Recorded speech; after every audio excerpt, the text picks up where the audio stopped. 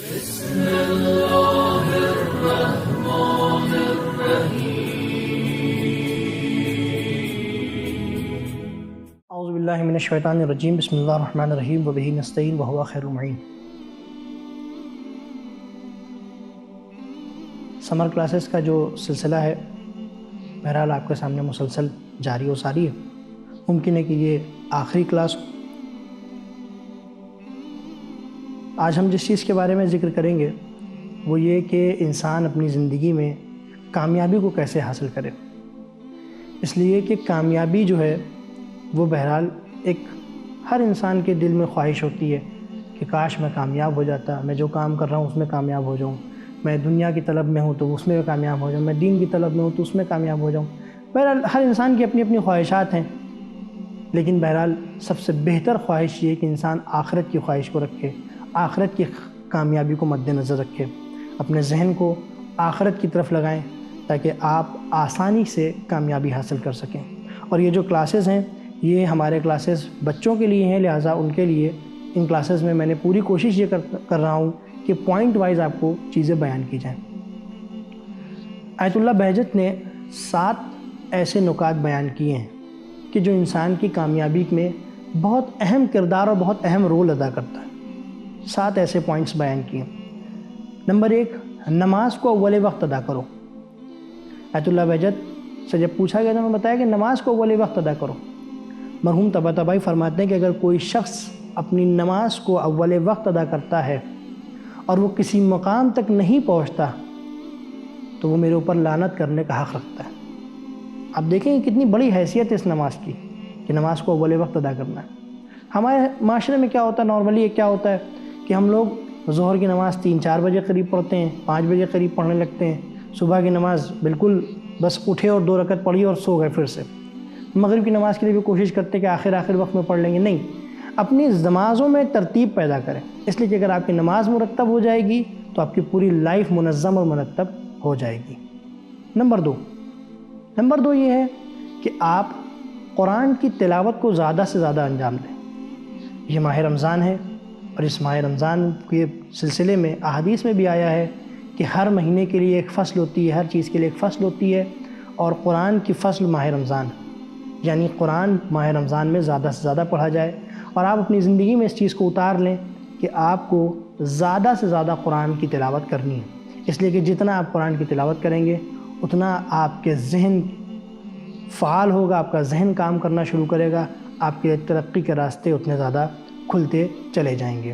Number 3، آیت اللہ بہجت فرماتے ہیں کہ نماز شب ایک ایسی نماز ہے کہ جس کے سلسلے میں فرماتے ہیں کہ اگر دنیا چاہیے تب بھی نماز شب پڑھو، اور اگر آخرت چاہیے تب بھی نماز شب پڑھو، اگر علم چاہیے تب بھی نماز شب پڑھو، اگر کمال چاہیے تب بھی نماز شب پڑھو۔ نماز شب ایک ایسی نماز ہے کہ جس کو پڑھنے کے بعد انسان حتماً کامیابی کے راستے تک پہنچ جاتا ہے۔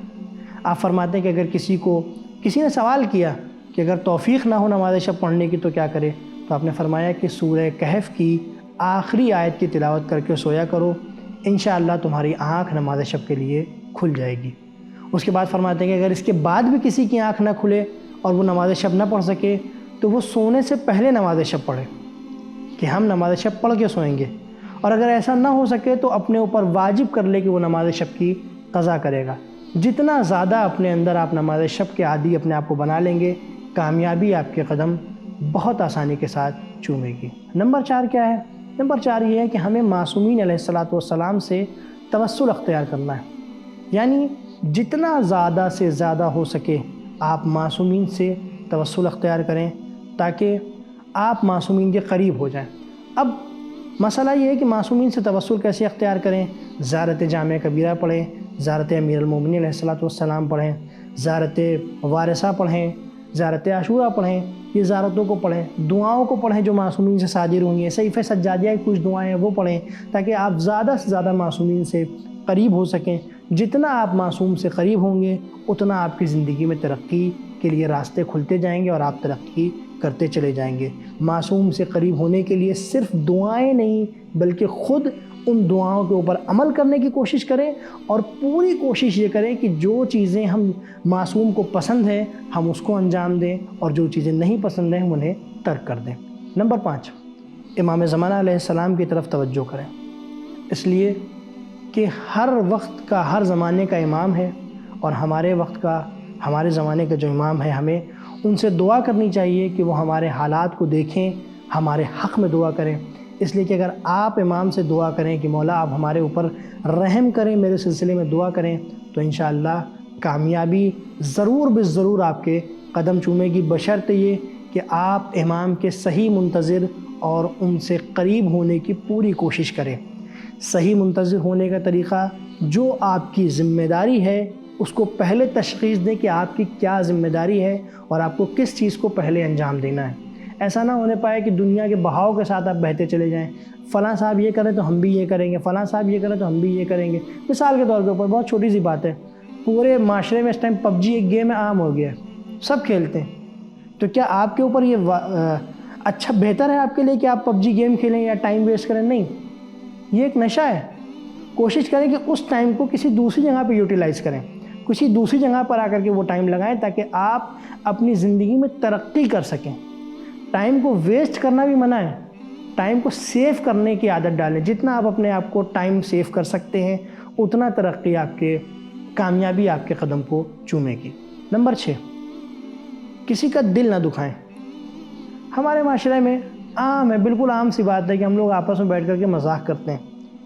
مذاق اچھی چیز ہے، مومن کو ایک دوسرے مومن سے مذاق کرنا چاہیے، لیکن شرط یہ ہے کہ مذاق سے کسی کا دل نہ دکھنے پائے۔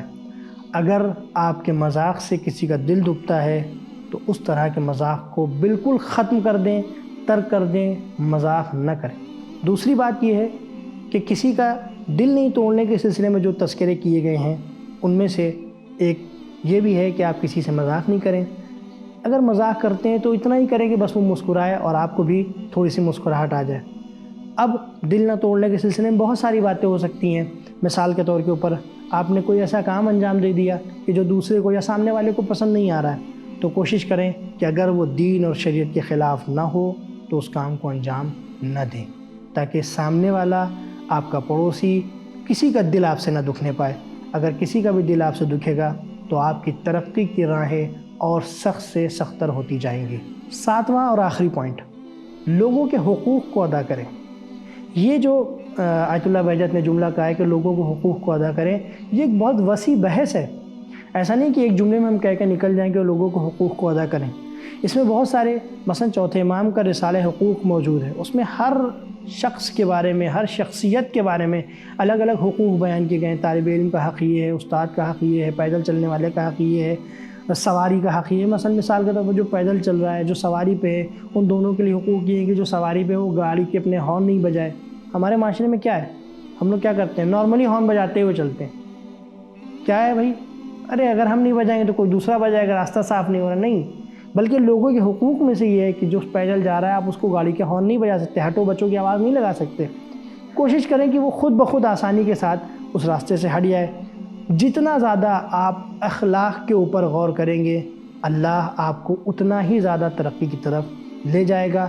اور کوشش کریں کہ بہر صورت لوگوں کے حقوق ادا کریں۔ آپ کے پڑوسی کے حقوق آپ کے اوپر ہیں، آپ کے والدین کے حقوق آپ کے اوپر ہیں، آپ کے استاد کے حقوق آپ کے اوپر ہیں، آپ کے کیا کہتے ہیں رشتہ داروں کے حقوق آپ کے اوپر ہیں، آپ کے تمام اعزاء و اقرباء کے حقوق آپ کے اوپر ہیں۔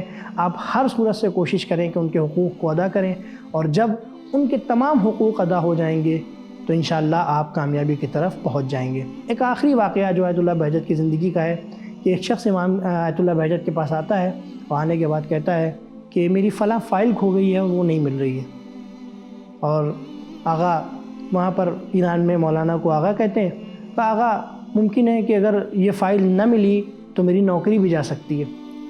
تو آیت اللہ بہجت نے کوئی دعا اس کے سلسلے میں نہیں کی کہ میں تمہارے لیے دعا کرتا ہوں کہ تمہاری فائل مل جائے یا ایسا ہو جائے ویسا ہو جائے، نہیں، بلکہ ان سے ایک بات کہی کہ تم اپنی بہن سے کتنے دن سے نہیں ملے ہو؟ کہا بہت سال ہو گئے نہیں ملا۔ کہا جاؤ ذرا ایک ملاقات کر کے آؤ۔ آیت اللہ بہجت نے اس شخص سے کیا کہا، جاؤ ذرا ایک ملاقات کر کے آؤ۔ یہ شخص گیا پھل فروٹ لے کر کے وہاں پہنچا، ملاقات کی، ہنسی بیٹھا، بات چیت کی، واپس آیا تو کیا دیکھتا ہے کہ اپنے گھر میں اسی جگہ پہ جہاں پہ وہ بار بار دیکھ رہا تھا، اسی الماری کے پیچھے وہ فائل پڑی ہوئی تھی۔ آنے کے بعد آیت اللہ بہجت سے کہتا ہے کہ ایسا کیسے ممکن ہو گیا کہ وہی جگہ پہ ہم نے اتنی بار دیکھا اور مجھے وہ چیز نہیں ملی، مگر آج جب میں اپنی بہن کے سے واپس آیا تو مجھے وہ چیز مل گئی۔ تو آیت اللہ بہجت کہتے ہیں کہ کیونکہ تمہارے گناہ جو تم اپنی بہن سے نہیں ملنے جا رہے تھے، جو اس کا حق نہیں ادا ہو رہا تھا، اس کی وجہ سے تمہاری ترقی کی راہیں رک گئی تھیں۔ اگر تم اس چیز کو پورا نہ کرتے تو ممکن تھا کہ تمہاری نوکری جا سکتی تھی، جیسا تم نے خود کہا۔ تو بہرحال آپ بھی دیکھیں اپنے معاشرے میں کہ کیا کوئی ایسا ہے کہ جو آپ سے ناراض ہے، تو اس ماہ رمضان میں جائیں، اس کو منائیں، یا اگر کسی سے آپ ناراض ہیں تو آپ اس کو معاف کر دیں، یا کوئی آپ سے ناراض ہے تو آپ جا کر کے اس سے معافی مانگیں۔ یہ ماہ رمضان آپ کے لیے برکتوں کا مہینہ ہے، اور خدا سے دعا گو ہیں کہ پروردگار ہم تمام مومنین کے، تمام اسٹوڈنٹس کے جو اس درس کو سن رہے ہیں، سب کے اعمال کو قبول کرے، سب کی عبادتوں کو قبول کرے۔ والسلام علیکم ورحمۃ اللہ وبرکاتہ۔